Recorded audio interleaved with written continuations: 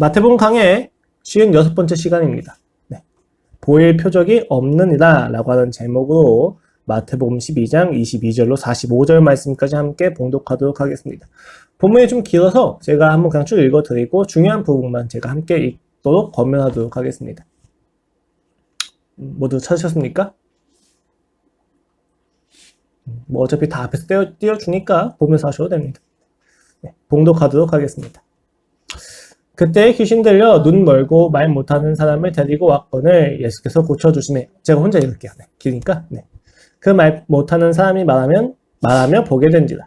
무리가 다 놀라 이르되 이는 다윗의 자손이 아니냐? 아니 바리새인들은 듣고 이르되 이가 귀신의 왕 바알세불을 힘입지 않고는 귀신을 쫓아내지 못하느니라 하거늘.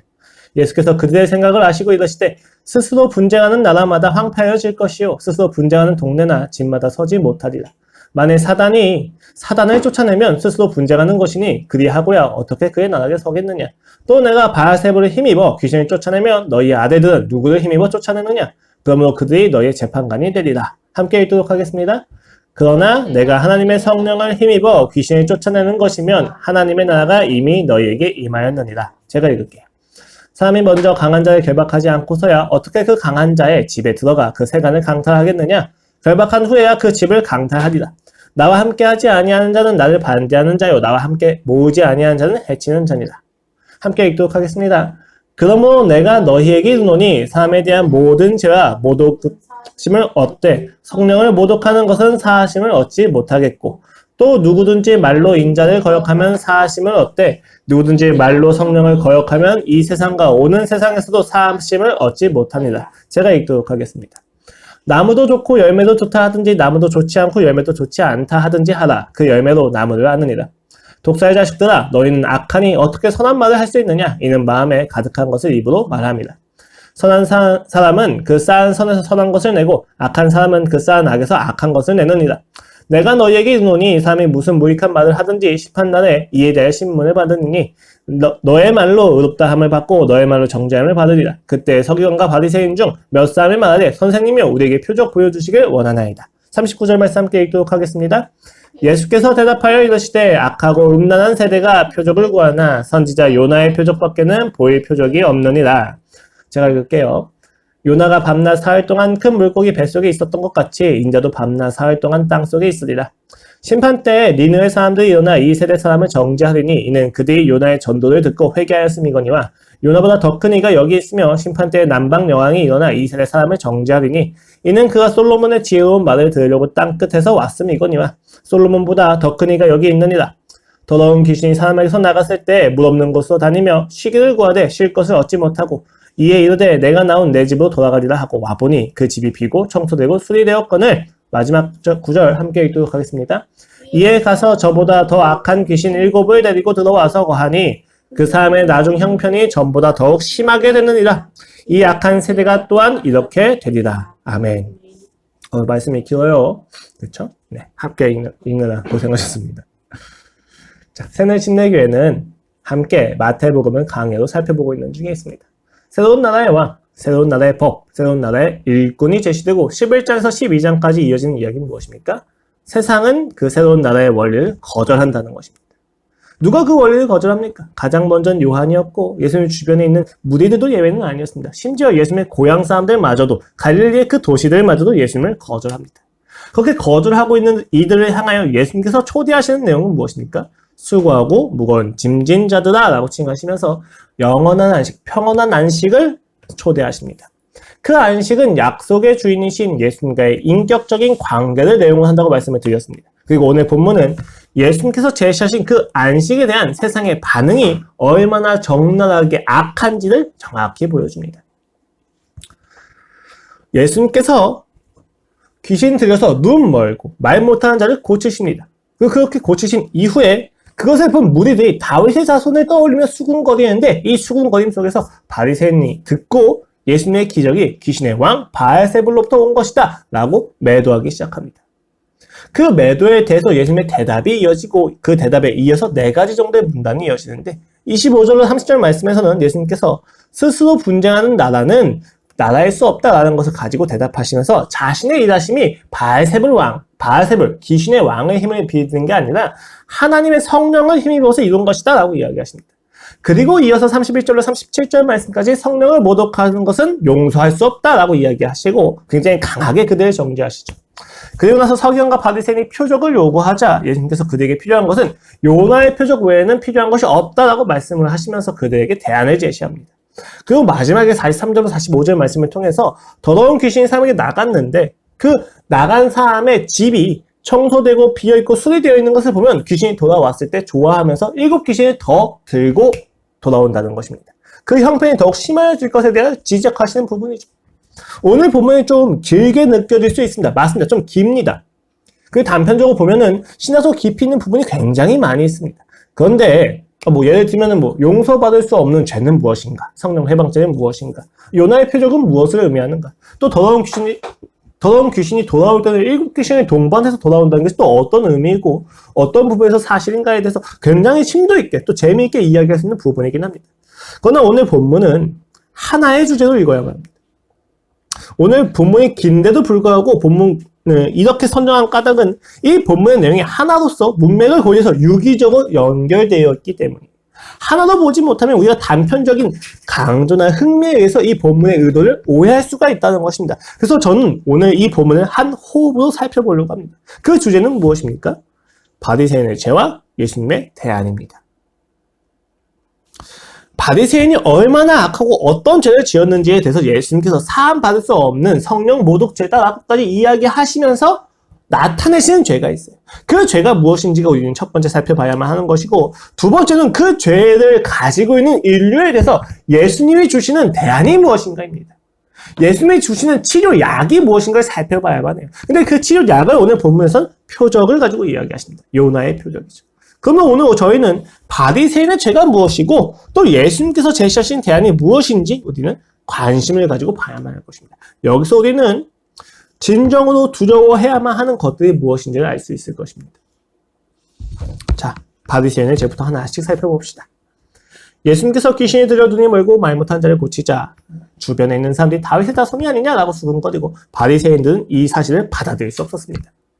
바리새인들은 예수님을 다윗의 자손 메시아로 받아들일 수가 없었습니다. 왜 그렇습니까? 예수님의 율법 해석은 굉장히 진보적이었기 때문입니다. 여기서 진보적이라고 하는 이유는 바리새인들이 지금까지 지켜왔던 율법의 가르침과는 마찰이 생겼다는 것을 의미해요. 그 핵심은 무엇입니까? 내가 스스로를 구원할 수 있다. 내가 스스로를 구원할 수 있는 조건을 만들 수가 있다. 나의 노력을 통한 구원에 대해서 예수님께서 이야기하시는 구원의 내용은 너희의 노력은 불가능하다. 하나님의 은혜로만 구원을 받을 수 있단다. 라고 이야기하는 거였어요. 그렇기 때문에 바리새인들은 이것을 받아들일 수가 없었습니다. 왜 그렇습니까? 이것을 받아들인 그 즉시 유대 사회가 존속될 수 없다고 봤던 거예요.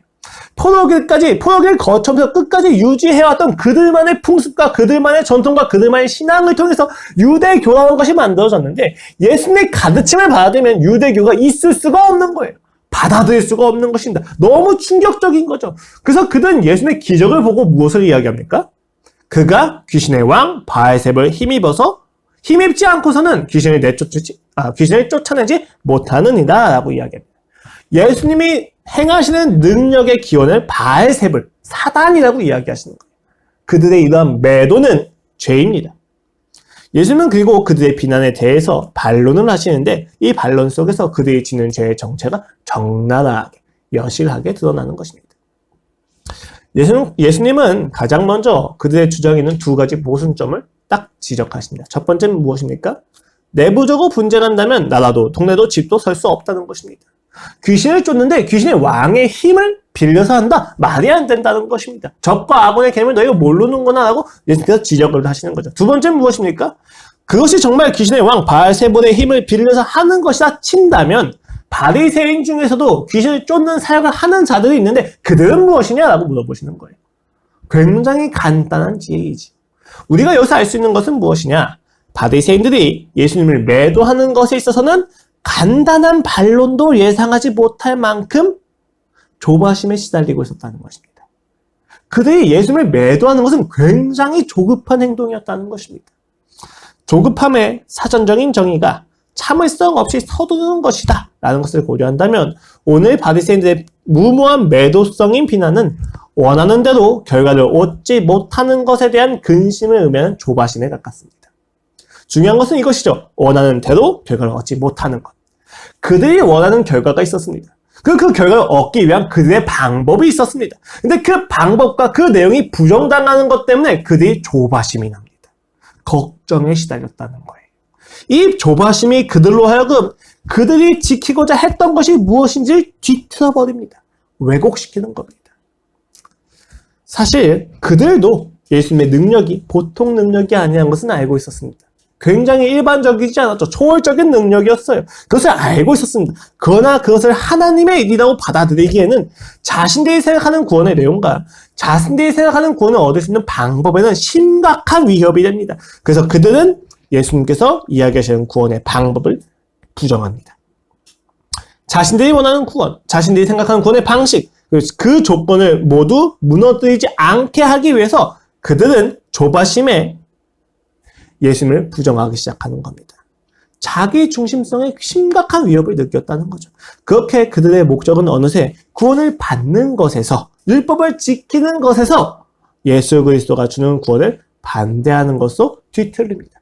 그들의 목적은 더 이상 구원을 받는 것이 아니라 예수 그리스도를 죽이는 것으로 조금씩 강조되고 있다는 것입니다. 초점이 변하고 있는 거죠. 이것이 바로 죄가 가진 결과 중에 하나입니다. 끔찍한 거죠. 죄는 우리의 목적을 조바심과 함께 바꿉니다. 왜 그렇습니까? 왜 우린 조바심을 느낍니까? 집착 때문이죠. 이 집착을 다른 말로 표현하자면 자기중심성입니다. 끔찍한 자기중심성입니다. 인간은 자기중심에서 벗어날 수가 없어요. 자기가 결정한 대안과 방법이 있는 거예요. 자기가 결정한 구원의 내용과 자기가 결정한 구원을 얻는 방법에 대한 집착이 그들로 하여금 조바심을 가지게 하는 거죠. 이런 경우 우린 종종 보게 됩니다. 회사에서 업적만이 전부라고 생각하는 회사의 상사 밑에서 능력 있는 부하 직원은 어떤 취급을 받습니까? 경쟁자로 인식을 당하죠. 굉장히 우스운 거예요. 회사 입장에서는 함께 더 나은 유익과 더 나은 업적과 더 나은 성취를 바라는데 그들이 실제로 하는 것은 무엇입니까? 경쟁입니다. 왜 그 상사는 그 부하 직원을 받아들일 수가 없습니까? 그가 이야기하고 그가 원하는 구원은 승진이고 자신의 업적이 인정받는 거예요. 그런데 부하 직원이 능력이 있다는 것 하나 때문에 그 업적에 침해를 받는 거죠. 왜 그토록 그가 여유가 없습니까? 그의 집착 때문입니다. 부하 직원이 어떤 의도를 가지고 있는지 하나도 안 보이고 그의 능력이 탁월하지만 모두 다 그의 업적에 대해 업적을 퇴색시키는 방해물로 여겨지는 거죠. 이것은 이런 거 외에도 굉장히 많이 있어요. 여러분 다 한 번씩은 경험했을 텐데 어른들한테 질문 하나 하면 이렇게 이야기하시는 분들이 계시죠. 너 나한테 건의에 도전하니? 이렇게 물어보시는 분이 계십니다. 무슨 이야기예요? 질문 하나를 했다고 해서 그분의 건의에 대해서 도전하는 겁니까? 아니죠. 근데 왜 그분은 그렇게 조바심을 느낍니까? 그가 집착하고 있는, 그가 결정한 그의 방법의 구원이 있는 거예요. 그 구원을 얻을 수 있는 방법이 있는 거예요. 자기가 인정받는 게 너무너무 중요한데 자기가 인정받는 거는 내가 하는 모든 말에 대해서 사람들이 인정해 주는 거라고 자기가 결정을 해버린 거예요. 그러니까 그 질문, 그 이야기에 대한 반론이 하나 딱 들어오면 건의에 대한 심각한 도전을 받아들이는 것입니다. 무엇을 의미합니까? 자기중심성입니다. 실제로 우리의 뇌는 조바심을 느끼면 두려움과 공포, 불안으로 확장이 되기 시작합니다. 이때 뇌는 어떤 활동을 하느냐? 이성적인 생각을 관장하는 대뇌, 피질과 전두엽에서 그 에너지를 뺏어다가 감정을 조정하고 있는 번연계로 돌려버립니다. 그러면 인간이 이성적인 선택을 못하게 되고 감정에 좀 더 많은 집중을 하게 되는 거죠. 짜증과 분노를 이성적으로 다루지 못하고 폭발하는 경향이 나타나고 심각하게는 스트레스에 대한 면역 반응 자체가 마비가 되어버립니다. 우울증세로 빠지고 비관적으로 살아가게 된다는 것입니다. 그 흐름을 막을 수가 없어요. 뭐 때문에? 조바심 때문에. 심각한 위협을 느끼는 거죠. 심각한 위협이기 때문에 그 심각한 위협에 맞게 심각하고 공격적인 대응이 필요한 거예요. 누군가가 나한테 돌을 던졌는데 그게 스티로폼이에요. 그렇게 인식하면 전혀 문제가 될 게 없죠. 그냥 맞으면 됩니다. 근데 누군가가 나한테 돌을 던졌는데 그 돌을 심각한 총알처럼 인식을 해요. 그러면 나의 대응도 심각하게 나가는 거예요. 우리가 우리 자신의 중심성을 가지고 내가 원하는 구원, 그 구원을 얻는 내가 원하는 방법을 결정짓자 우리 인생 생각보다 많은 위협이 존재한다는 거예요. 내가 생각하는 구원의 방법을 너무 많은 위협이 있는 거예요. 그래서 그 위협에 대해서 우리가 심각하게 대응하기 시작한다는 겁니다. 이것이 바리새인들의 반응이에요. 자신들이 원하는 구원의 방법이 있어요. 자신이 높아지는 방법이 있어요. 그런데 예수 그리스도의 말씀이, 복음이 그 방법에 대해 심각하게 위협하고 침범하는 겁니다. 그러자 바리새인들이 하는 이야기는 간단합니다. 그가 귀신의 왕 바알세바의 힘을 빌린 것이 아니냐. 매도하는 거죠. 심각하게 반응하고 결국은 어디까지 갑니까? 예수 그리스도를 죽여야만 한다라고 이야기를 하는 것입니다. 세상은 이 죄의 특성을 우리로 하여금 그대로 경험하게 합니다. 우리는 생각합니다. 행복하고 싶다. 그 행복의 방법을 결정합니다. 돈, 명예, 권력, 성, 굉장히 많은 부분에서 우리는 방법을 결정을 짓고 그 결정에 대한 모든 위협에 대해서 심각하게 반응합니다. 그렇기 때문에 우리는 더 망가지게 됩니다. 행복을 원해서 결혼했는데 그 아내하고 이혼을 하거나 혹은 그 아내를 살해하는 경우, 남편을 살해하는 경우가 부기지수입니다. 행복하려고 공부를 하고 있었는데 성적이 떨어져서 죽음을 결심합니다. 비상식적인 거예요. 세상이 이렇게 비상식적인 것입니다. 자기가 원하는 행복의 방법을 결정짓고 그 방법이 무너지는 것에 의해서 행복이 무너지는 것처럼 느껴지는 거예요. 인간의 자기중심성입니다. 끔찍한 자기중심성입니다. 헤어날 수가 없어요.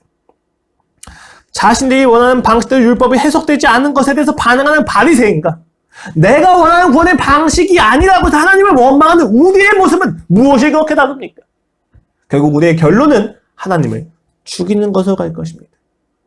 그들과 우리가 다르지 않다는 것입니다. 죄가 세상으로 하여금 미치게 만듭니다. 행복의 유일한 수단은 내가 결정하게 만듭니다. 그 수단을 얻고 나면 행복해질 거라고 착각하게 만듭니다. 그러나 그 수단은 우리를 더욱더 망가지게 만들 수도 있다는 것입니다. 그것이 오늘 바리새인들이 보여주는 죄입니다. 그 죄가 무엇입니까? 성령을 모독하였다? 예수님을 부정하였다? 예수님을 매도하였다? 아니요. 그들이 지은 죄가 무엇입니까? 자기 중심성 안에서 세운 질서입니다. 조금 더 살펴보도록 하겠습니다. 오늘 예수님께서 이야기하신 대안이 무엇입니까? 예수님은 30절 이하에서 어떻게 이야기하시냐면 자신이 하신 일의 출처가 하나님의 성령이다라고 밝히십니다. 그런데 갑자기 좀 의아해요. 어떻게까지 이야기하시면 야 너희가 사하심을 얻을 수 없는 죄가 있는데 사람에 대한 모든 죄와 모독은 괜찮다. 다 사하심을 받을 수 있다. 심지어 인자, 즉 예수님, 여기 마태복음에서 이야기하는 인자는 대부분 예수님 메시아에 대해서 이야기하는 거예요. 인자를 거역하는 것도 사하심을 얻을 수 있다. 라고까지 이야기합니다. 그런데 성령을 모독하는 것과 성령을 말로 거역하는 것은 이 세상에서뿐만이 아니라 오는 세상에서도 사하심을 얻지 못한다고 이야기합니다. 물론 이 세상과 저 세상이 오는 세상이 어떤 세상인지에 대한 범주도 굉장히 논란이 되는 부분이지만 중요한 것은 어떤 경우에도 사하심을 얻을 수 없다고 강조해서 이야기하는 거죠. 조금 너무하지 않습니까? 바리새인들은 그러면 지금 왜냐면 성령을 모독하는 죄를 범한 게 바리새인들이거든요. 1차적으로. 그럼 바리새인들은 결코 문맥을 고려했을 때 구원받을 수 없다는 것을 의미합니까? 굉장히 심각한 거예요, 여러분. 이 문제는 생각보다 많은 사람들한테 거짓된 두려움을 줍니다. 물론 신자가 신앙 가운데서 하나님을 향하여 두려움을 가져야만 한다. 이것을 성경 경외라고 이야기하죠.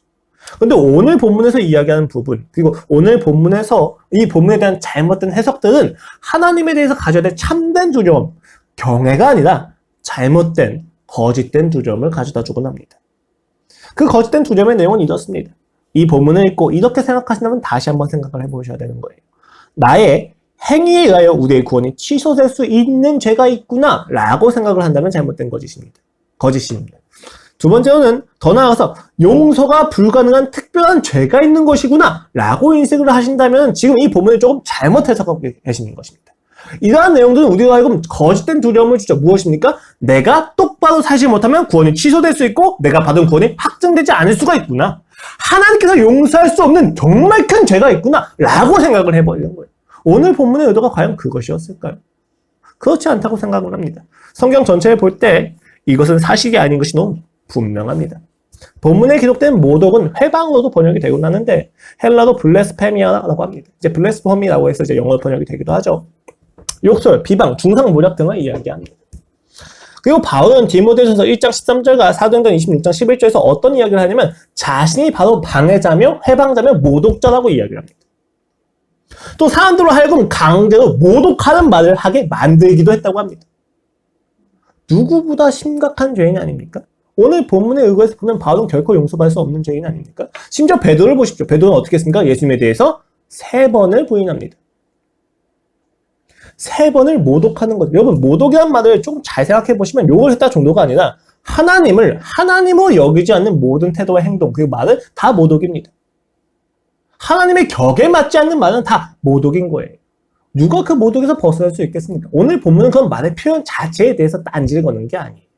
야, 너희가 진짜 이렇게 심각한 죄인이구나, 이런 이야기가 아닙니다. 조금 더 강화된 이야기입니다. 물론 우리가 모독의 대상이 성령님이시라는 거에 대해서 생각을 했었을 때는 예수님을 모독한 건 괜찮아라고 생각할 수도 있는데 이것도 말이 안 되죠. 삼위일체 하나님에 대해서 전혀 무지한 겁니다. 그럼에도 불구하고 오늘 본문은 모독의 대상을 성령님으로 제한을 시켰습니다. 이것은 하나의 의도입니다. 이 의도가 무엇인지 우리가 생각을 해봐야 되는 거죠. 오늘 본문은 사실 우리가 생각해 볼 때는 이 본문에서 모독의 대상은 예수님, 인자 혹은 하나님이 되어야 조금 더 맞는 것처럼 여겨집니다. 그런데 오늘 예수님은 분명하게 이야기합니다. 성령님을 모독하면 그럼 그 대상, 모독의 대상을 성령으로 제한시키는 이유가 무엇이냐는 것에 대해서 우리가 살펴봐야 되는 거죠. 여기서 예수님께서 이야기하신 대안이 나오는 겁니다, 사실.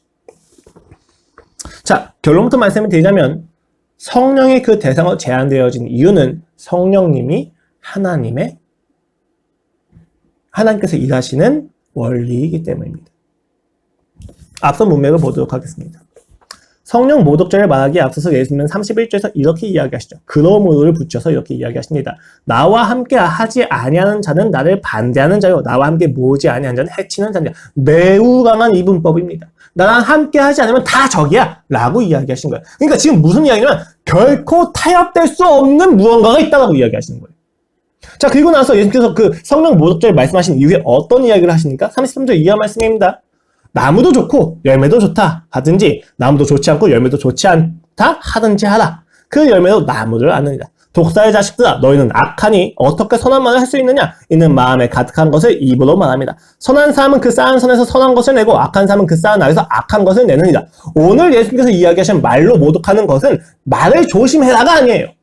무엇입니까? 너희가 하는 말은 너희가 지금 가진 질서, 마음의 경향성을 그대로 보여준다는 것입니다.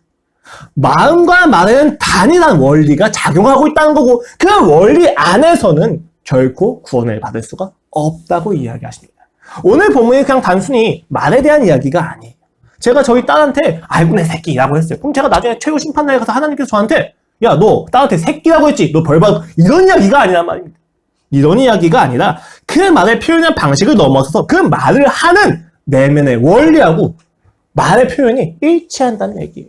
바리새인들이 지금 매도하는 것을 봤을 때 예수님께서 이야기하신 건 너희가 그 매도하는 원리가 무엇이냐, 그 질서가 무엇이냐, 그 질서 안에서는 결코 구원을 받는 것이 불가능하다고 이야기하십니다. 너희가 큰 죄를 지어서 내가 용서할 수가 없어가 아니에요. 그 원리 안에서는 구원이 불가능하다고 이야기하십니다.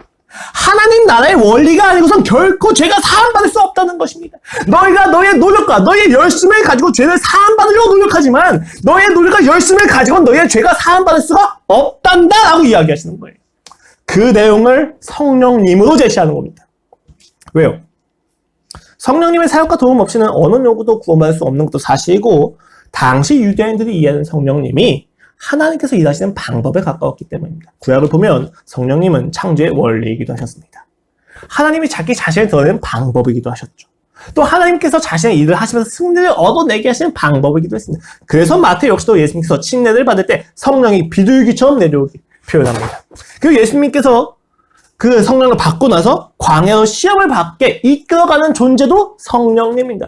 왜 마태는 그토록 성령님과 예수님의 사역을 결부시켜서 강조합니까? 그 성령이 하나님께서 구약에서부터 하시는 약속의 결과이자 증거이기 때문에 성령이 있다라고 하면 하나님의 나라가 임했구나라고 생각을 해야만 한다는 것입니다. 하나님의 나라가 임한 증거는 성령님이라는 존재가 일을 하고 계시다는 겁니다. 그래서 예수님께서는 자신이 하신 일에 대해서 이와 같이 표현하시죠. 내가 하나님의 성령을 힘입어 성령을 쫓아내는 것이라면 하나님의 나라가 이미 너희에게 임하였느니라. 자, 이 말 속에서 어떤 전제가 있어요? 바리새인들은 그토록 원하는 구원인 하나님의 나라가 임했는데도 불구하고 알아보지 못하고 있다는 거죠. 예수님의 정확한 판단이 들어가 있는 거예요.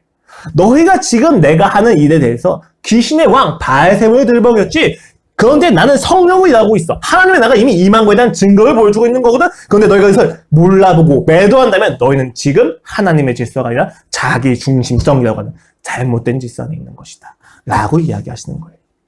너무너무 큰 죄에서 용서받을 수가 없는 거 아닌가? 내 구원이 취소될 수 있는 것이 아닌가? 아니요. 그런 이야기가 아니라 바리새인들아. 그리고 저희한테도 이야기하는 거죠. 형제들아. 너희가 너희의 방법으로 구원을 받고자 하는 질서 안에서는 너희가 구원의 내용을 결정하고 너희가 구원의 방법을 결정하는 그 내용 안에서는 나의 계획과 나의 성령과 예수 그리스도를 제외하고 너희가 스스로 구원을 받으려고 하는 자기 구원의 방식에서는 결코 구원이 있을 수 없단다고 이야기하는 거예요. 바리새인의 죄가 무엇입니까? 예수님께서 하신 일을 매도한 것입니까? 그것도 맞죠. 근데 분명하게 예수님을 지적하십니다. 그들이 예수님을 매도할 수밖에 없었던 원리와 질서, 자기 중심이라고 하는 질서입니다. 자기 결정입니다. 자기 확신입니다. 자기 구원입니다. 자격 구원입니다. 그것이 불가능하다고 이야기하십니다. 하나님의 성령을 모독한다는 것은 결국 하나님의 약속을 믿지 않는 원리, 자기 스스로를 믿는 원리 속에서 살아간다는 것을 의미합니다. 그것을 안에서는 결코 구원이 없다는 것입니다. 무서운 건 여러분, 자기 중심성은 제가 반복해서 말씀드리지만 구원의 내용만 결정짓는 것이 아니라 구원을 얻는 방법도 결정을 짓습니다. 스스로의 노력과 의지가 인정받아서 얻을 수 있는 구원을 스스로의 노력과 의지가 인정받아야만 하는 방법을 그들은 포기할 수가 없었다는 거예요. 예수님께서 하나님의 나라를 부정하셨습니까? 예수님께서 구원을 부정하셨습니까? 아니에요. 예수님은 하나님의 나라를 거절하신 것도 아니고 구원을 부정하신 것도 아니에요. 구원을 받는 방법에 있어서, 원리에 있어서 너희 스스로는 구원을 받을 수 없다는 것을 지적하셨습니다. 그러나 바리새인들은 그 방법에 대한 거절 속에서 구원을 거절받은 것처럼 느낍니다. 그 안에서 그들이 원하는 구원은 결국 율법을 잘 지키자에 넘어서서 예수 그리스도를 죽이자는 걸로 뒤틀려 버린다는 것입니다. 여러분, 이것은 우리의 문제이기도 합니다. 바리새인으로 대표되었을 뿐 이것은 똑같은 문제입니다. 여러분, 죄이죠. 행위가 아니라 질서의 문제입니다. 우리가 많은 경우 죄를 행위의 문제로 여기고 그 열매를 우리가 많이 여기는데, 여러분, 죄는 내 마음의 경향성의 문제예요. 질서의 문제인 겁니다, 여러분. 굉장히 중요한 거예요, 여러분. 내가 아무리 윤리적으로 살았다 할지라도 예수 그리스도를 중심으로 한 질서가 아니면 다 죄입니다. 내가 아무리 비도덕적으로 살았다 할지라도 예수 그리스도가 내 안에 중심이 있다면 그 사람의 질서는 구원받을 수 있다는 것입니다. 우리가 생각보다 이걸 못 받아들여요. 왜 그런지 아십니까? 왜 평생을 선행을 해놓고 구원받지 못하고 천국까지 못하는 할머니에 대해서 우리가 붕괴함을 느낍니까? 간단해요. 내가 원하는 구원의 방법이 있다는 거예요. 하나님이 아닌 다른 우상이 있다는 것입니다. 이것을 예수님께서는 죄라고 이야기하시고 성령을 모독하는 거라고 이야기하십니다. 그 방법 안에서는 사심이 있을 수 없습니다. 어느 누가 자기 자신을 하나님 없이, 예수 그리스도의 사랑 없이, 십자가의 대속사역 없이 자기 자신을 용서할 수 있습니까? 이것은 우리를 위해서 하신 이야기예요. 야, 너희의 방법으로는 너희가 자유할 수 없단다.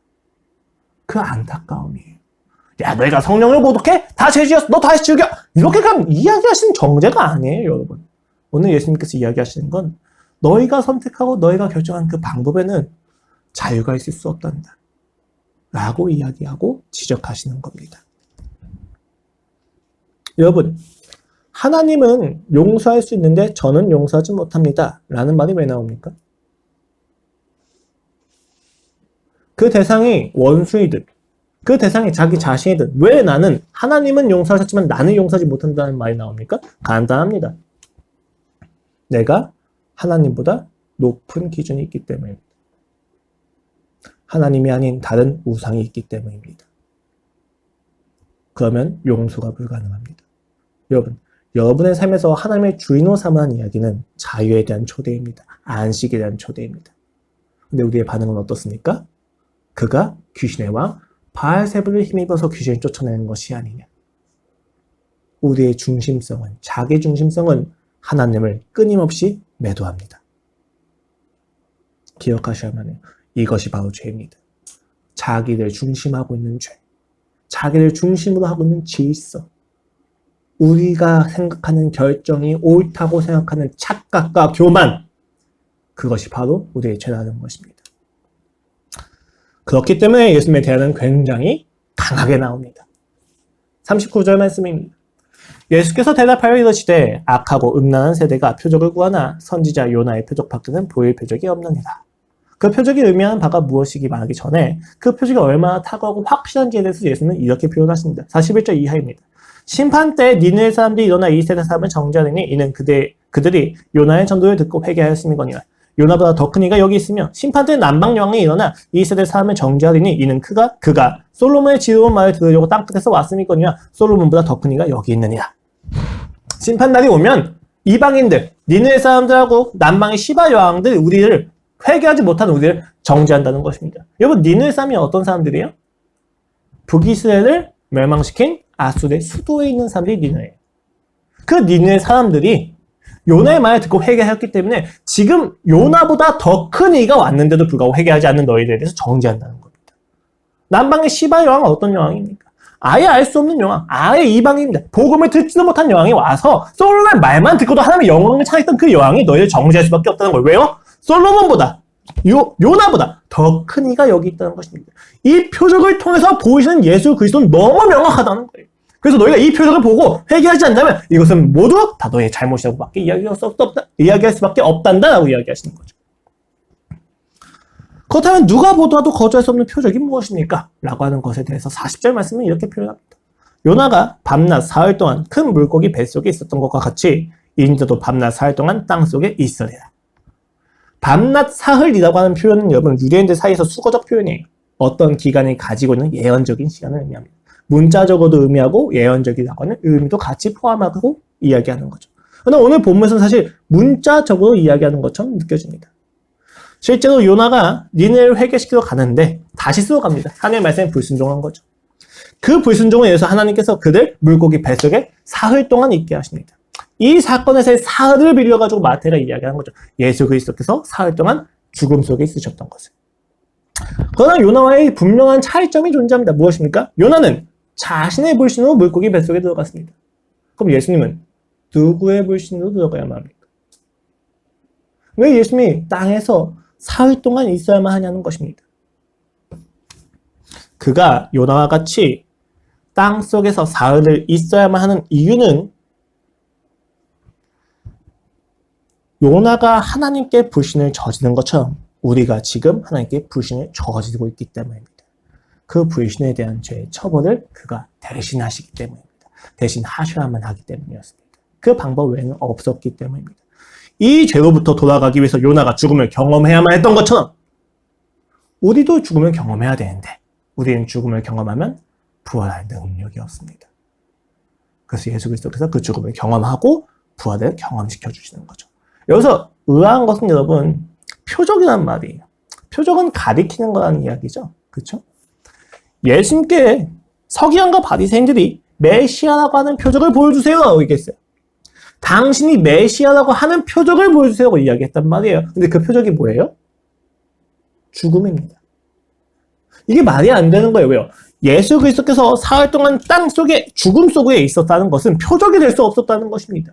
그것은 그들이 그 표적을 알아보지 못해서 예수님을 죽인 거잖아요. 그 결과인 거잖아요. 바리새인과 서기관이 요구한 표적으로서의 역할을 그가 지금 하지 못하고 계시다는 거예요. 근데 그것이 어떻게 표적이 될 수 있느냐는 거죠. 왜 그것을 예수님의 표적이라고 이야기하시냐는 거죠.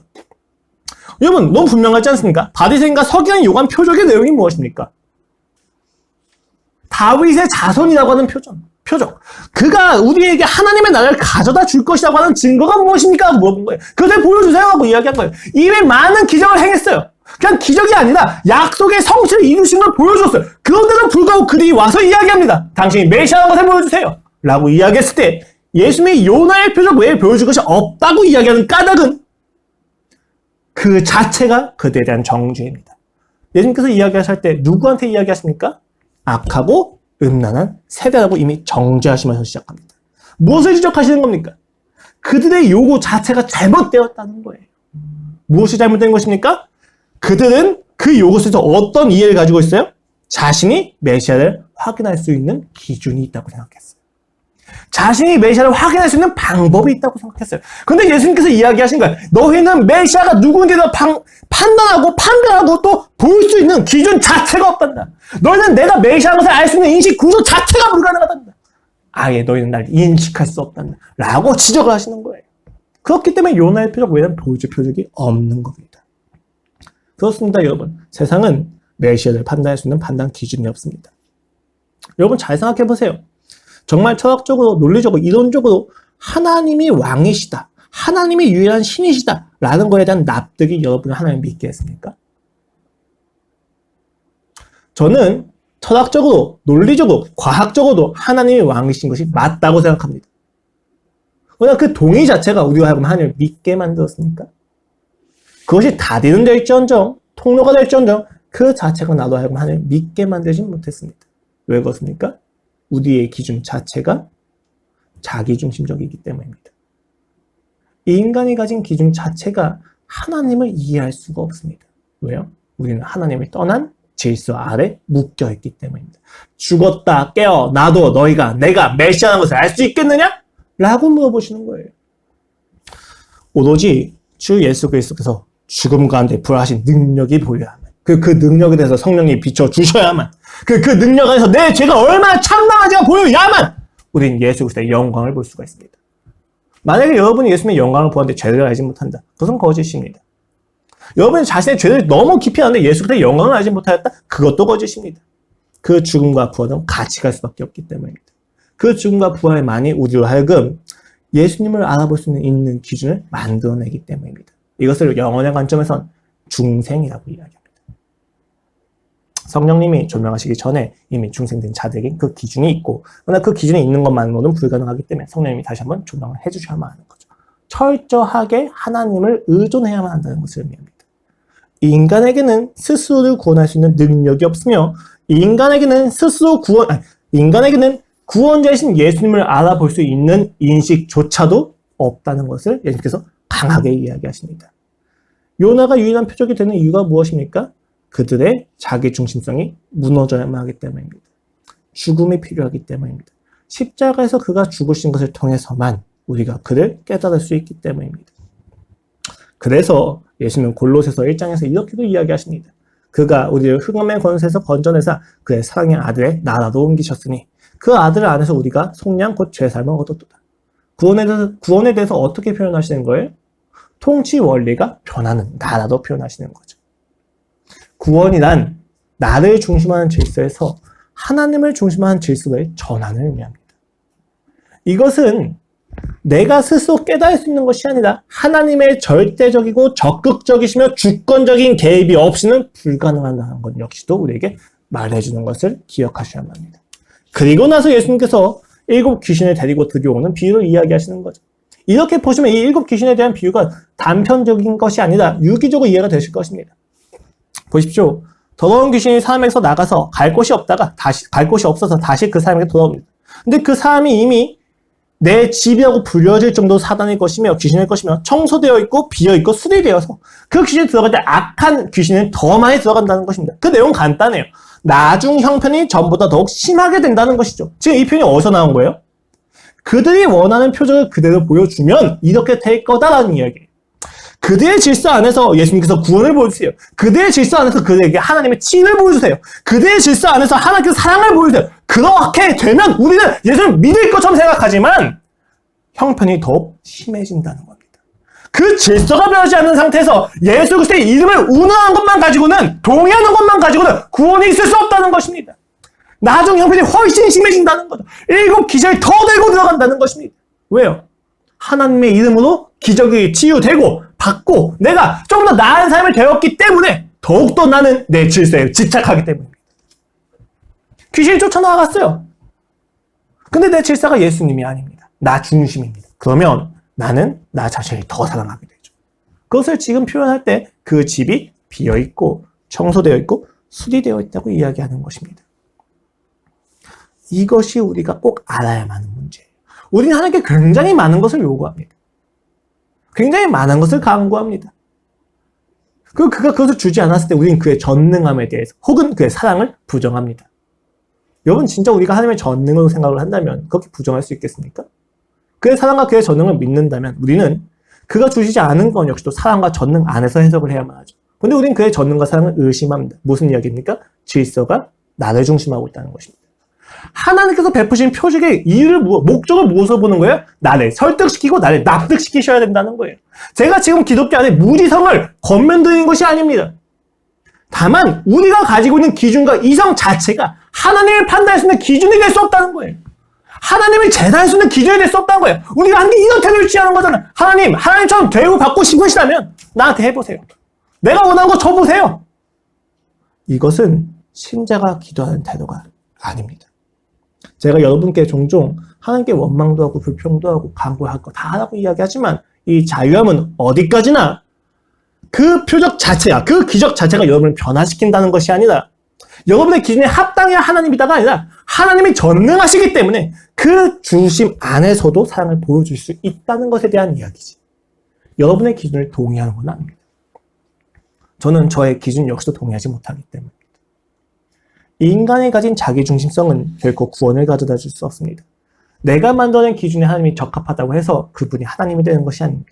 그분은 본래 하나님이십니다. 우린 그것을 꼭 기억하셔야만 합니다. 많은 사람들이 이런 논리에 굉장히 붕괴한다는 것을 합니다. 저 역시도 이것을 선포하는 데 있어서 굉장히 많은 두려움이 있습니다. 그러나 여러분, 사랑이라는 게 원래 그렇습니다. 아무리 죄를 짓지 않더라도 내 자식이 아니면 집에 들이지 않습니다. 아무리 죄를 짓더라도 내 자식이라면 집에 들입니다. 무엇의 차이입니까? 질서의 차이죠. 양자된 질서이냐, 자녀가 아닌 질서이냐. 이 질서보다 더 큰 무언가를 이야기할 수는 없습니다. 자녀가 아닌데 자녀의 혜택을 준다면 그는 반드시 자녀의 혜택을 이용할 것입니다. 오늘 본문이 이야기한 게 그거예요. 악한 귀신이 이것을 더 데리고 들을 거다. 나중 형편이 더 심해질 것이다. 너의 질서가 자녀에서 바뀌지 않았는데, 그 존재가 바뀌지 않았는데 내가 너희한테 무언가를 허락한다면 너희가 그 허락된 것을 가지고 나를 찾겠느냐? 하나님은 그거에 대한 예시를 너무 많이 보셨죠? 홍해가 갈라지고 여리고가 무너졌습니다. 죽은 자가 살아났고 하늘에 떠있는 태양이 멈춰 있었죠. 그러나 그들이 그렇다고 해서 하나님을 참되게 경배하지는 않았습니다. 전능에 대해서 찬양했지만 그 전능이 얼마나 깊은 사랑인지 그들은 알지 못했었다는 것입니다. 질서가 바뀌지 않은 상태에서 혜택을 누린다고 해서 우리가 하나님의 질서로 돌아가는 게 아니라는 거예요. 예수 그리스도의 십자가 사건 외에는 방법이 없다는 것입니다. 물론 예수님은 약속의 성취로서 가난한 자를 부유케 하실 수 있습니다. 보지 못하는 자들도 보게 하십니다. 죽은 자들을 일으키십니다. 약속 안에서 그가 기적을 일으키십니다. 필요에 따라서 그 결핍을 채우는 것처럼 보이기도 합니다. 그러나 동시에 표적을 요구하는 자들 표적을 보이지 않기도 하시고 귀신이 쫓았다고 하는 자들에게도 그들이 너희가 누구냐 불법을 행하는 자다 내게서 떠나가라고까지 이야기하십니다. 무엇을 이야기합니까? 빈곤 자체가 해결되는 것이, 어려움 자체가 해결되는 것이, 문제 자체가 해결되는 것이 그가 주는 구원이 아니라는 거예요. 그것도 있을 수 있어요. 성공하면서도 예수님 만날 수 있습니다. 그 성공 가운데서 내 죄에 대한 정확한 증명이 있다면. 그런데 그런 경우 많지는 않은 것 같아요. 성공하느냐 실패하느냐 이 부분이 문제가 아니에요. 성공하든 실패하든지 간에 내가 나의 죄를 십자가 앞에서 얼마큼 깊이 보았고 그 깊이의 죄만큼 그리스도의 영광을 보았느냐. 이것이 우리의 질서를 결정짓는 요소입니다. 다른 것이 아닙니다. 우리에게 주신 그의 구원의 본질은 가장 영광스러운 하나님을 영광스럽게 사랑하고 즐거워할 수 있는 질서의 회복입니다. 그 질서가 없다면 여러분한테 무엇이 주어진다 한들 자녀가 될 수 있겠습니까? 여러분이 자녀가 아닌데 세상의 모든 것을 가졌다 한들 세상이 끝났는데 무엇을 자랑할 수 있겠습니까? 그럴 수 없다는 것입니다. 하나님이 개입하셔야만 하는 원리 속에서 사셔야만 합니다. 자기 중심성을 벗어난 인생 속에서는 많은 게 보입니다. 오늘에 이르기까지 아픔과 고통에 있어서 나 자신의 책임만으로 돌렸던 그 모든 문제에 있어서 하나님의 허락하심이자 함께 하심이었으며 사랑이 담겨져 있다는 것을 보게 됩니다. 오늘에 이르기까지 내가 이룬 것을 보면서 내 노력이 이룬 것이 아니라 하나님의 은혜였다는 것을 다시 한번 확인하게 됩니다. 이 세상을 살아가면서 해석의 기준 자체가 달라진, 관점이 달라진 거예요. 볼 수 있는 게 달라지는 겁니다. 세상은 나의 노력과 너의 노력이 얼만큼 더 뛰어나면 누가 더 뛰어난지 다릅니다. 그러나 우리는 나의 노력과 너의 노력을 경쟁하지 않고 하나님의 의도를 파악합니다. 하나님의 인격을 봅니다. 우린 전혀 다른 세상을 살아갈 수 있는 거예요. 세상은 빈곤한 건데 기뻐할 수 없지만 우리는 빈곤한 건데 기뻐할 수 있는 놀라운 근거를 얻었다는 것입니다. 그러나 이 자기 중심성이라고 하는 질서가 무너지지 않는다면 모든 것이 하나님의 은혜이자 개입이라고 하는 이야기는 하나님을 조롱하고 비난하고 매도하는 근거가 됩니다. 하나님을 이용하는 이야기가 되는 거죠. 감사가 나올 수가 없습니다. 자기 중심성이 무너지지 않는다.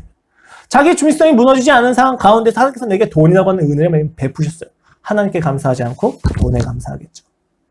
모든 아픔과 고통은 하나님의 탓이 되고 모든 유익과 기쁨은 자기의 덕이 될 것입니다. 이 심각한 모순입니다. 질서가 바뀌지 않으면 불가능하다는 거예요. 우리는 모두 하나님을 믿음으로 자녀가 되었습니다. 이 세상에서 나고 자라는 우리의 질서는 여전히 자기 자신이기도 합니다. 이것이 비극이죠. 하나님의 이 질서가 이미 바뀌었다는 것을 우리의 인생 속에서 계속해서 확인시켜 주십니다. 그렇게 우리는 우리의 질서를 확고히 하는 거예요. 흔들릴 수 있습니다. 기만당할 수 있어요. 우리는 여전히 우리가 자기 중심적으로 살아왔던 인생 속에서, 그리고 모든 세상이 자기 중심성이잖아요. 그러다 보니까 자기 중심적으로 살지 않는 것에 대해서 의아하게 느낄 수가 있고 기만당할 수 있습니다.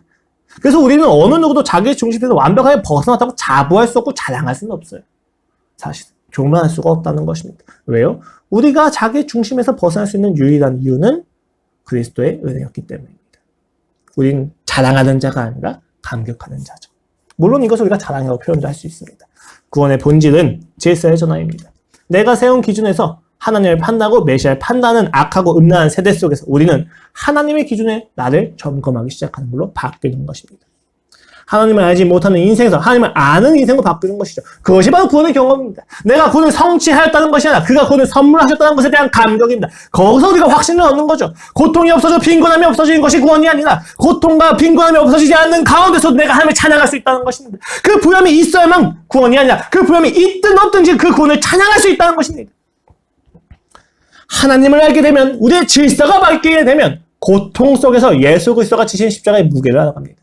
빈곤함 속에서 그가 광야 40일을 어떻게 걸어가셨는지를 이해하게 됩니다. 문제가 해결될 때는 그리스도의 부활을 경험하면 부유할 때는 그가 주신 은혜가 얼마나 풍성한지를 경험하게 됩니다. 그것이 신자 인생입니다. 부유해야만 경험하고 실패해야만 경험하고 이 두 가지 극단에 다 배제하십시오. 하나님을 안다는 건 구원을 받았다는 건 부유하든 빈곤하든 상관이 없어진다는 것을 의미합니다.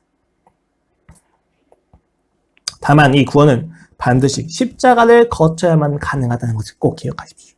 그를 끊임없이 적대하던 우리의 모든 죄와 그 무게가 우리를 짓눌러서 우리가 도저히 해결할 수 없다는 것을 알았을 때, 우리의 질서 안에서는 구원이 있을 수 없다는 것을 알았을 때 비로소 우리는 우리를 사랑하신 예수 그리스도의 발걸음이 가진 십자가의 무게를 이해하게 될 것입니다. 놀랍게도 거기서 우리는 하나님의 영광을 보게 될 것입니다. 더 많이 보게 될 것입니다.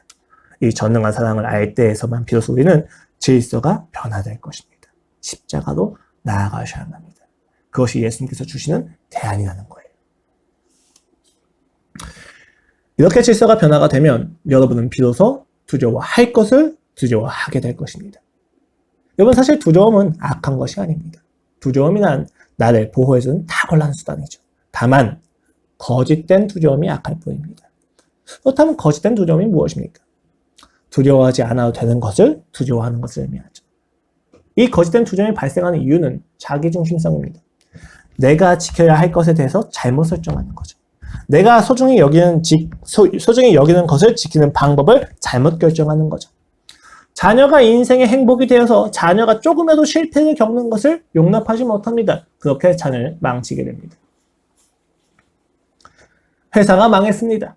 회사가 망했다는 것을 아내한테 말하지 못합니다. 왜 그렇습니까? 가족한테 능력 있는 아버지가 되지 못해서 버림당할까봐 그렇습니다. 그러나 그것이 오히려 나중에 아내로 하여금 더 큰 배신감을 느끼게 하죠.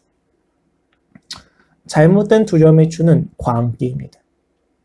성적이 떨어지거나 맡은 책무를 다하지 못할까 두려워합니다. 그래서 그 두려움이 더 큰 부담이 되어서 우리를 경직시킵니다. 잘못된 두려움입니다. 지켜야 될 내용이 아니며 지키는 것을, 어떤 것을, 소중한 것을 지키는 방법으로서의 성적도 아닌 거예요. 성적은 성적이에요. 성실함은 성실함입니다. 그 성실함이 반드시 내가 인정받는 것을 보장하지 않아요. 성실함에 대한 가치 판단이 잘못된 것입니다. 내가 노력했다고 해서 그 일이 성공할 것을 의미하지 않습니다. 내가 노력했다고 해서 사람들이 인정해주는 것에 대해서 보장하지 않습니다. 우리는 종종 그렇게 착각을 하죠. 가치 판단이 완전히 왜곡된 겁니다. 노력은 노력입니다. 성실은 성실입니다. 그것은 성실 자체와 노력 자체의 기쁨이 있기 때문에 하는 것이지 그것을 통해서 얻을 수 있는 보상이 크기 때문에만 하는 것은 아니라는 것을 의미합니다. 근데 우리는 노력과 성실을 마치 하나님의 구원인 것처럼 이야기합니다. 그 구원을 얻을 수 있는 조건인 것처럼 이야기합니다. 가치 판단의 혼란입니다. 그러다 보니까 잘못된 두려움이 들어오는 거예요.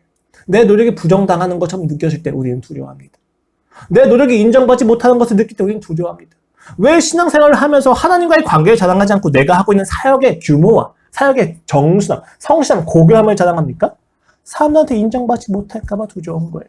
우리가 얼마나 많은 잘못된 두려움을 가지고 있습니까? 왜 이러한 두려움을 가집니까? 자기중심성입니다. 그러나 참된 두려움은 나를 보호하는 탁월한 수단입니다. 사형을 기다리는 죄수가 집행관을 기다리는 두려움이 아니에요.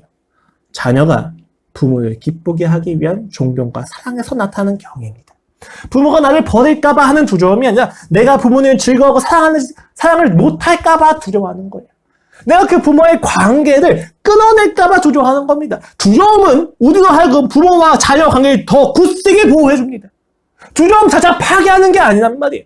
무엇이 잘못된 거예요? 부모가 자녀를 사랑하지 않을 것에 대해서 두려워하는 것. 부모가 자녀를 버릴 것에 대해서 두려워하는 것. 그 두려움이 우리로 하여금 부모와 자녀의 관계를 망쳐버리는 것이죠. 거짓된 두려움입니다. 공부를 못하는 것에 대해서 들킬까 두려워하지 마십시오. 공부를 못하는 것을 부모와 나누지 못하는 것을 두려워해야만 합니다. 왜요? 나누지 못하면 홀로 그 짐을 지고 가야 하기 때문입니다. 거짓된 두려움은 우리로 하여금 하나님께 멀어지게 합니다. 그러나 참된 두려움과 경외는 우리로 하여금 하나님의 사랑을 더욱더 묵상하게 합니다. 그를 불신함에서 오는 두려움이 아니라 그를 신뢰함에서 오는 두려움이 필요합니다. 자기중심성이 무너져야만 우리는 참된 두려움을 가집니다. 내가 생각하는 구원의 내용, 내가 생각하는 구원을 얻는 방식이 무너져야 우리는 하나님을 진정으로 두려워할 수 있습니다. 두려워하십시오. 경외하십시오. 그러나 사랑 안에서 거짓된 모든 두려움을 끊어내십시오. 여러분 이게 이해가 안 되실 수 있는데 사랑하면 두려워집니다. 내가 사랑하지 않는 어떤 여자가 우는 것을 보는 거하고 내가 사랑하는 유진이 저희 아내가 우는 것을 보았을 때 느끼는 두려움은 전혀 다른 거예요. 사랑을 하면 두려워집니다. 사랑을 하면 상대를 더욱더 생각하기 때문에 그 두려움이 필요한 거예요. 그리고 그 두려움은 우리로 하여금 더욱더 관계를 돈독하게 해줍니다. 물론 알고 있습니다. 쉽지 않죠. 저는 이 설교가 끝나고 여러분이 모든 거짓된 두려움에서 해방돼서 인생을 소망과 기쁨으로 살아갈 거라고 기대하지는 않습니다. 당장 그렇게 되는 건 불가능해요. 과정이 필요합니다. 시간이 필요합니다. 저도 그렇습니다. 얼마 전 회사가 폐업했습니다. 그리고 저는 실직자입니다. 이번 주 내내 일을 가지 않았어요. 사람들이 볼 때는 좋겠다, 즐겁겠다 이야기할 수 있겠지만 당장 제가 견디고 책임져야 될 인생의 무게가 있고 미래가 있기 때문에 매우 심각하게 고민되고 갈등제에 죽을 것 같습니다. 저희 아내도 이야기하죠. 뭐 생각하냐. 이번 주에만 그 질문 굉장히 많이 들었어요. 뭐 생각하느냐고. 그리고 아무것도 아니야. 하나님 묵상한 것이다라고 얘기했는데 제가 고민하고 있는 모든 내용은 어떻게 살지? 이러면서요. 어떻게 살 수 있지? 어떻게 책임을 질 수 있을까? 내 선택에 대한 책임을 내가 져야 될 텐데 내 선택에 대한 책임을 저의 아내나 저의 아이가 가질까 두려운 거예요. 내 무력함이 저주스럽고 내 처지가 동정됩니다. 피해의식이 생기는 거예요. 내가 약자이구나. 내가 무력하구나. 이 모든 것이 나는 괜찮고 선하고 양심 있게 살아왔는데 이 세상에 가는 부당한 아픔처럼 느껴집니다. 저도 그렇습니다. 잘못된 두려움이 저를 엄습합니다.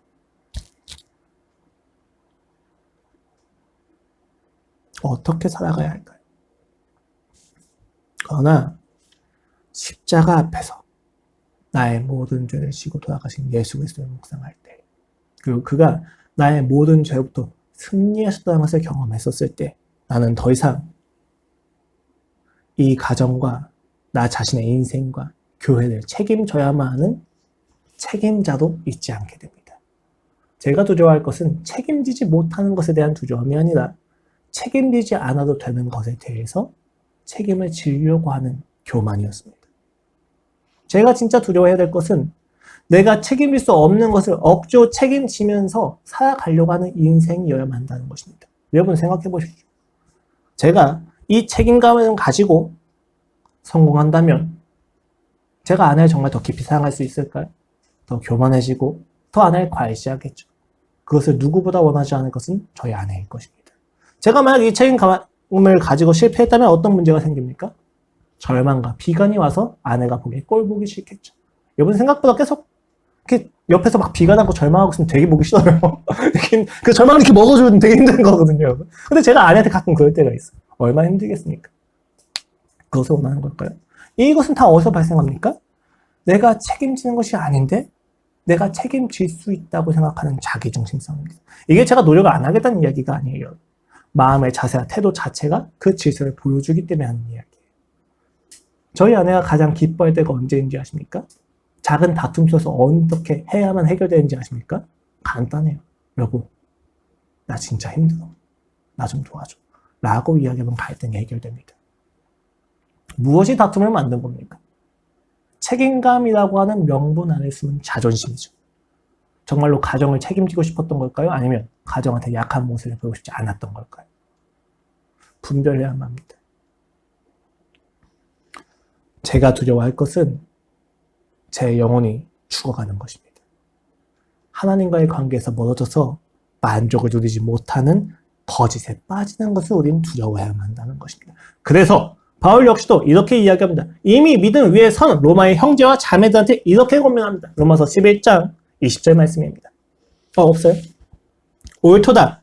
그들은 믿지 아니함으로 꺾이고 너는 믿음으로 섰느니라. 뭐라고 이야기하고 있어요? 믿음으로 섰다라고 이야기하고 있어요. 근데 무엇이라 이야기합니까? 높은 마음을 품지 말고 도리어 두려워하라고 이야기하고 있습니다. 믿음에 선 사람들한테 두려워하라고 이야기하고 있습니다. 신자들이 두려워해야 될 내용이 있어요. 무엇입니까? 높은 마음을 가지는 것입니다. 하나님과 높은 질서를 가지는 것입니다. 하나님과 높은 결정권을 지니고 있는 것입니다. 그것을 우리는 두려워해야만 합니다. 자기 중심성에 어은 질서 안에서는 결코 구원이 있을 수 없기 때문에 하나님과 더 높은 책임감을 가진 인생 속에서는 책임을 질 수 없기 때문에 우리에게 하나님은 이야기하십니다. 나를 두려워하라. 경외입니다. 그것은 신뢰입니다. 하나님을 불신하기 때문에 오는 두려움이 아니라 하나님이 신뢰되기 때문에 오는 두려움입니다. 하나님의 질서에서 벗어나는 것에 대한 두려움입니다. 내 자만과 자랑과 교만과 자족기 그의 유일한 생명에서 나를 끌어내는 것임을 알기에 가지는 두려움입니다. 여러분 번면합니다. 성경을 따라 번면합니다. 성령을 모독할까 두려워하십시오. 말의 표현이 아니라 여러분의 인생을 주장하는 자기중심이라고 하는 질서를 두려워하십시오. 그 질서 안에서는 기쁨이 있을 수 없습니다. 만족이 있을 수 없습니다. 생명이 있을 수 없습니다. 구원을 받으면 하나님이 나의 중심이 되십니다. 그러면 그때 비로소 내가 노력해야 될 범위가 보여요. 내가 책임져야 될 범위가 보입니다. 내가 열심히 공부해요. 우리는 어떤 기대를 합니까? 노력하고 공부하면 무조건 똑똑해지고 인정받을 수 있을 거야. 라고 생각하는 것이 하나님과의 관계가 성립이 되면 정확히 보이는 거예요. 노력했다고 해서 공부했다고 해서 인정받는 건 아니지. 이 노력과 공부를 통해서 실패를 두려워하는 나를 실패를 두려워하지 않게 만드는 하나님의 사랑을 경험하게 하시는구나. 느낀다면 우리가 어디까지 노력하고 어디까지 책임져야 될지에 대한 범위가 정확히 보이는 거예요. 여기서만 만족이 있습니다. 여러분이 하나님과의 관계가 끊어지면 여러분이 가지는 가치나 사물에 대해서 보는 가치 판단에 끊임없는 혼란이 들어옵니다. 인간의 자기결정권은 세상을 계속 과대평가합니다. 다 거짓말이에요. 거기는 만족이 있을 수 없습니다. 하나님의 질서로 들어와서 그 안에서 내가 살아가야 돼. 내가 맡은 책무를 정확히 보십시오. 저는 그렇습니다. 아까 이제 찬양을 시작하는데 이제 현석이밖에 없었어요. 유진이하고 빈자리가 있었던 거죠. 그 안에서 내가 책임져야 될 범주를 착각하면은 절망이 몰려옵니다. 내가 못나서 부족해서 하나님을 잘 나타내지 못해가지고 교회가 무너지는구나 느낄 수 있겠죠. 그러나 하나님과의 관계에서 하나님을 두려워할 때 교회는 내가 책임지는 것이 아니라 하나님이 책임지신다고 할 때 이 모든 아픔과 고통도 나에 대한 하나님의 사랑으로 들리는 것입니다. 그렇구나. 하나님이 내 가치가 내 가치에 혼란이 있는 것을 정확히 지적하시는구나. 그래 주님, 오늘 이 아무도 없는 자리 속에서 나를 만나 주시옵소서. 이렇게 변할 수 있는 거예요. 두려워하십시오. 내가 자기중심적으로 살아갈 것에 대해서 그 질서에 묶여있는 것에 대해서 두려워하십시오. 기도하겠습니다. 하나님 아버지, 두렵습니다. 내가 나의 인생을 책임지고 살아가려고 하는 것에 대한 두려움을 가집니다. 하나님이 내 인생을 책임이시는 것을 믿으면서도 끊임없이 나의 방법과 수단을 동원하여서 하나님이 주시는 것 외에 다른 것을 얻으려고 하는 내가 두렵습니다. 하나님 위에서 결정권을 행사하려고 하는 내가 두렵습니다. 아버지, 그러나 그렇다고 하여 주가 나를 버리실 거라 생각하지 않습니다. 주여, 그 사랑으로 나를 변화시켜 주시옵소서. 그 질서를 다시 확인시켜 주시옵소서. 애타는 마음입니다. 절박한 마음입니다. 이 절박함으로 주님께 나아가게 해 주시옵소서. 주님을 신뢰합니다. 신뢰하고 싶습니다. 아버지, 우리가 주님을 믿는다고 했었을 때 수단과 도구로서 믿는 것이 아니라 나의 주인으로서, 아버지로서 믿게 하여 주시옵소서. 그 안에서 우리는 만족할 수 있습니다. 아버지, 새내침례교회의 모든 구성원들이 그 만족을 경험할 수 있도록 축복합니다. 그리고 기도합니다. 예수 그리스도 이름으로 기도드렸습니다. 아멘.